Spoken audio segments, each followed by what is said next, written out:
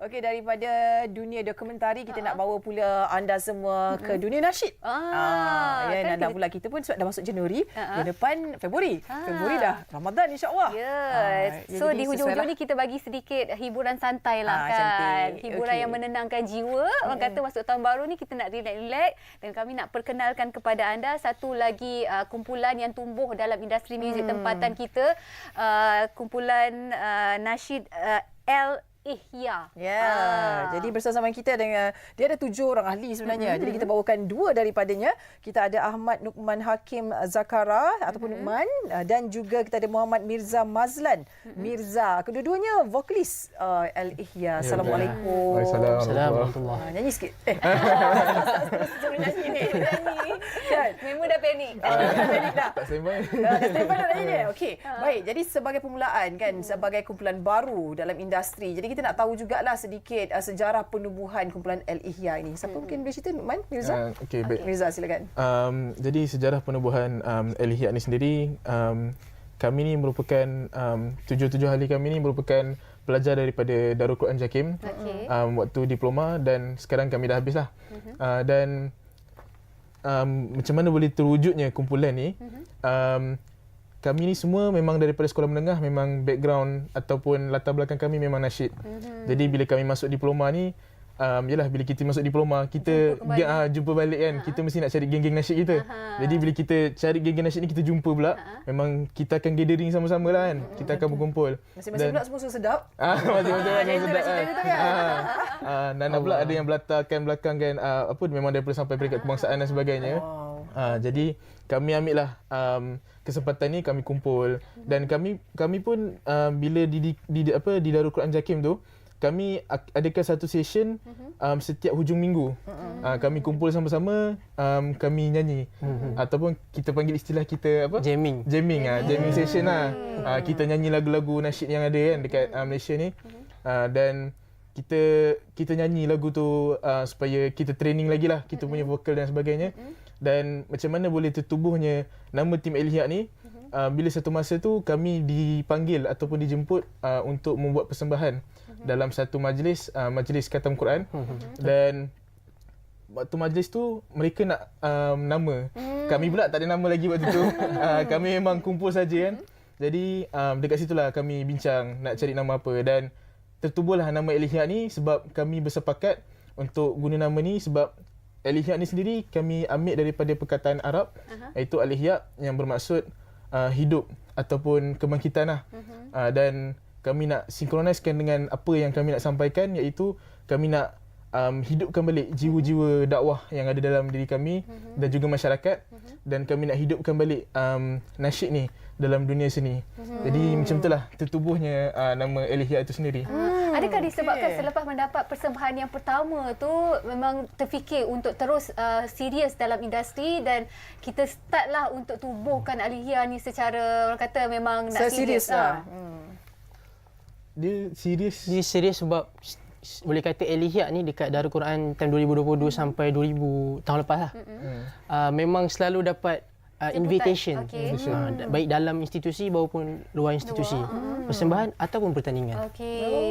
Jadi maksudnya aktiviti tu dah memang serius dah. Ya, betul. Cuma masuk dalam industri baru sekarang ni. Baru sekarang. Kami pun pernah buat persembahan di zakat under Jakim waktu dekat Putrajaya tu. Putrajaya kami pun pernah iring selawat untuk Sultan Selangor dan sebagainya. Pernah tak masuk pertandingan yang mengangkat nama Al-Ihya sendiri sebagai juara ke ataupun menang pertandingan mana-mana ke? Menang tu tak ada lah. Menang tak ada. Tapi pernah masuk pertandingan? Pertandingan pernah. Kami pernah masuk pertandingan di Ihtifal Kebangsaan di peringkat IPT di Unit 10 sebanyak 2 tahun lah. 2 tahun, 2 kali. 2 kali. 2 kali. Okey, baik. Dan hari ini kan Al-Ihya membawa single terbaru, betul ya? Betul. Iaitu Cahaya di Hati. Jadi kita nak tahu juga sedikit tentang lagu baru ni. Siapa yang cipta? Mungkin boleh ceritanya bagaimana Cahaya Hati ni? Okey, semuanya bermula saya sambung sikit apa yang saudara kawan saya tadi cakap, Mirza. Lepas habis diploma, exactly kita akan sambungkan pengajian ke degree, betul tak? Dan ada satu tempoh yang agak long lah. So masa tu ada di antara kami yang bekerja bersama dengan NGO MCG. Okey. Jadi MCG sendiri kami ada di antara kami yang bekerja sebagai content creator dakwah. Kami banyaklah join misi-misi kebajikan, misi-misi dakwah bersama dengan MCG. Baik bersama macam-macam golongan, antaranya anak yatim, gelandangan dan banyak lagi lah. Dan ketika itu MCG nampak ada satu nilai tambah yang dapat diberikan untuk kita, orang kata apa, kaedah dakwah yang berbeza lah. Yang lebih orang cakap general. Orang kan biasa dengar lagu, dengar nasyid dan sebagainya. Ada satu titik yang bila kita dengar tu, kita akan ingat kepada Tuhan lah, iaitu Allah sendiri. Jadi masa tu MCG buka ruang dan sebagainya. Lepas tu mestilah kita orang macam boleh ke ambil. Jadi MCG meyakinkan kita orang dan temukan kita orang bersama Abang Najib. Abang Najib ni beliau merupakan mantan pengurus UNIC dan beliau temukan kami dengan Abang Halim Ahmad, iaitu komposer dan pencipta lagu kami. Juga beliaulah pemilik Neurotic Studio tempat kami rekod tu lah.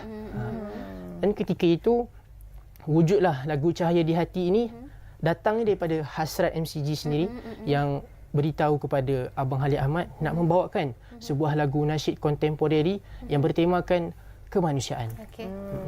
Jadi macam tu lah cerita dia. Jadi mana-mana Ini misi rahsianya. kemanusiaan, misi kebajikan adalah Al-Ihya. Ya, di betul. situ. Ya, betul. Cara pendekatan dakwah yang orang kata berkesan lah, lebih mudah untuk menarik minat orang muda sebenarnya kan, bila ada Al-Ihya ke depan. InsyaAllah.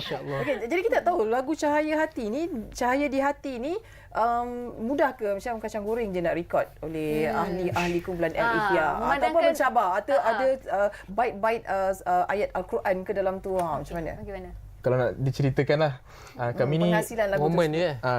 kami cerita dalam tim kami ada 7 orang, ada Zubair, Mior, Irfan, Amin, Abahan dan saya Mirza dan juga Nokman. Jadi nak kata cabaran tu memang confirm ada cabaran lah. Antara cabarannya ada seorang tu Irfan, nama dia Irfan. Dia terpaksa rekod sampai 3 jam. Untuk part dia je? Untuk part dia saja. Sampai 3 jam untuk part dia saja. Sebab yalah nak dapatkan hasil yang terbaik kan. Jadi terpaksa untuk rekod sampai 3 jam. Dan untuk part saya sendiri, asalnya saya dah rekod untuk hari yang pertama.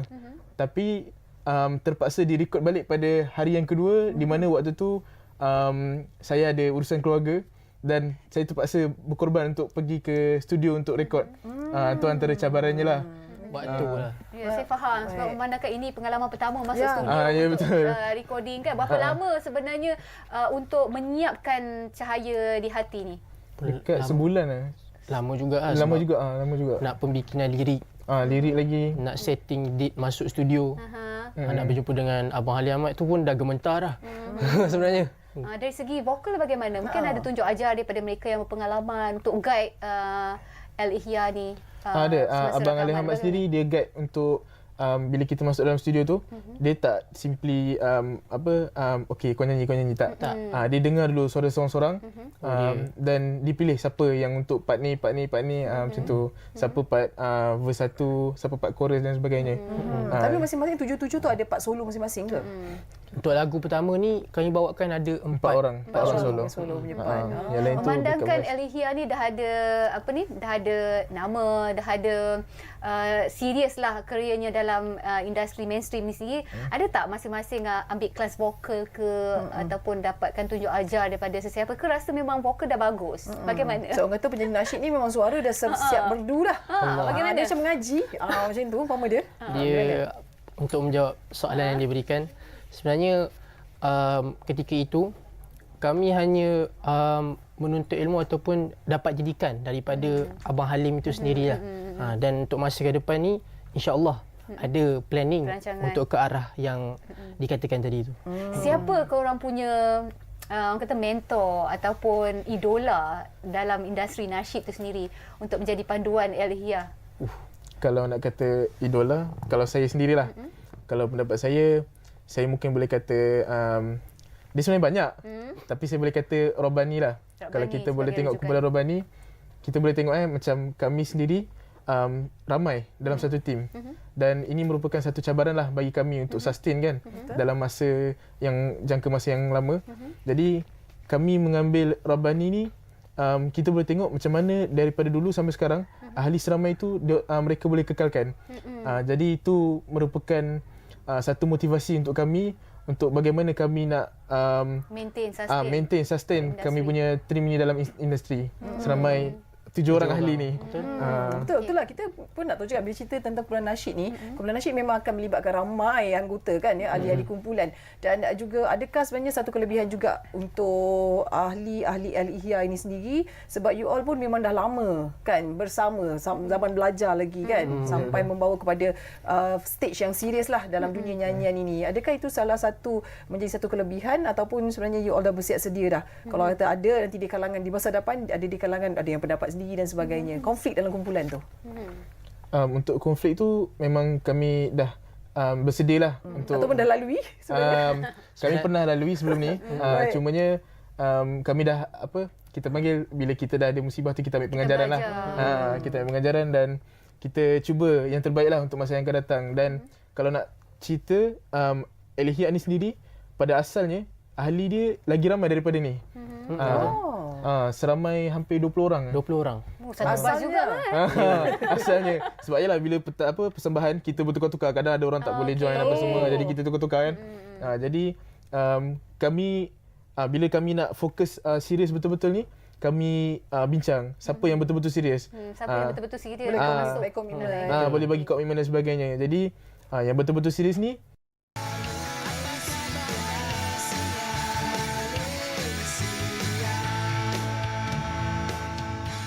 kembali bersama kami di Apa Khabar Malaysia. Kita masih lagi bersama dengan Al-Ihya, iaitu penyanyi ataupun barisan utama. Kita ada penyanyi utama Nuqman dan juga dan juga Mirza. Baik, kita faham budak-budak muda sekarang kan, orang baru dalam industri masuk je dah ramai kenal. Mungkin platform mudah menerusi media sosial, TikTok, Instagram, platform media sosial lain lah. Dan kita percaya juga ada juga peminat nasyid yang baru. Mungkin sedikit pesanan kepada peminat-peminat baru ataupun pengikut Al-Ihya sendiri dalam industri muzik nasyid tempatan kita. Apa pesanan kepada mereka dan sedikit ucapan? Jadi berkaitan dengan pesanan ataupun galakan kepada golongan nasyid yang baru nak start ni. Yang pertama, saya boleh sebutlah nasihat daripada Abang Halim sendiri. Kita kena buat benda ni. Maksudnya kita kena start. Sebab apa? Kalau nak tahu, Al-Ihya sendiri membuka platform TikTok bersama sejak 2022 lagi. Jadi kami pertamanya anjurkan ucapan terima kasih kepada peminat-peminat kami. Boleh kata 70% to 80% more tu kita punya institusi Darul Quran sendirilah. Dan seterusnya disambut oleh ahli keluarga, penyumbang-penyumbang daripada NGO MCG sendiri. Jadi pesanan saya yang pertama, untuk masuk ke dalam industri ni kita kena mula dulu. Tak semestinya kita kena ada barang, which is kamera, mic dan sebagainya, kita baru boleh buat.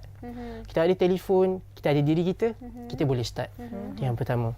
Yang kedua, boleh saya kata apa yang kita buat tu kena sandarkan kepada Allah Subhanahu Wa Taala. Macam yang ada dekat dalam sebuah hadis tu, riwayat Tabrani, khairun nas anfa'uhum linnas. Sebaik-baik manusia adalah manusia yang memanfaatkan dirinya untuk orang lain. Jadi insya-Allah itu nasihat daripada saya lah. Baik. Mirza? Kalau daripada saya, insya-Allah. Jadi untuk kita dakwah ni, kami alhamdulillah direzekikan bakat dalam nasyid. Jadi kami menggunakan medium nasyid ni sebagai jalan dakwah kami. Kerana apa? Kerana Nabi sallallahu alaihi wasallam sendiri bersabda, "Balighu anni walau ayah." Sampaikanlah dariku walaupun satu ayat. Jadi kami tubuhkan tim Al-Ihya ini sebagai penggerak untuk kami memenuhi tuntutan balighu anni walau ayah ini. Jadi saranan saya untuk pemuda di luar sana lah, kita jangan tunggu orang bergerak baru kita bergerak.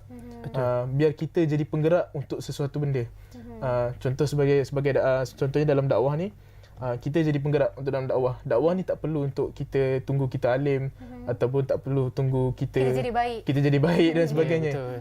Dakwah ni dia bukan fokus pada ustaz-ustaz saja. Orang biasa pun boleh berdakwah. Boleh berdakwah juga. Ya, Semudah betul. itu sebenarnya. Semudah itu sebenarnya. Apa pun kita nak ucapkan all the best. Ya, semoga berjaya kepada kumpulan baru ini ya, Al-Ihya. Semoga anda semua ya seluruh ahli kumpulan yang akan mencipta nama dalam industri InsyaAllah. kita di Malaysia. Semoga cahaya hati dekat di hati peminat-peminat okey. muzik nasyid tanah air kita. InsyaAllah. Baik, apa khabar Malaysia dah pun sampai di penghujungnya. Terima kasih banyak-banyak kepada Al-Ihya. Apa perkongsian kita pada hari ini.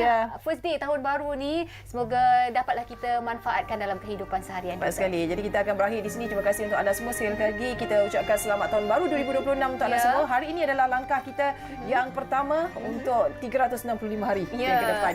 Okey, saya Natasha Aimi. Saya Cedi. Assalamualaikum. Bye-bye. Sunyi ku temui senyum yang berarti saat tangan ini memberi, hati pun ikut berseri. Tak perlu berharta mewah, cukup niat dan kasih indah. Kebaikan kecil yang tulus bisa membuat dunia lebih mulus. Mari saling mengasihi tanpa pandang warna dan rupa, kerana cinta sejati dari jiwa yang terbuka.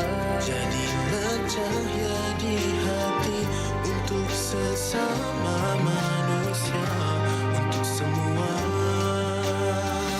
Saat dunia rasa dingin, mari kita jadi angin yang menghangatkan dan menuntun menuju damai yang dirindu, menanti destinasi abadi.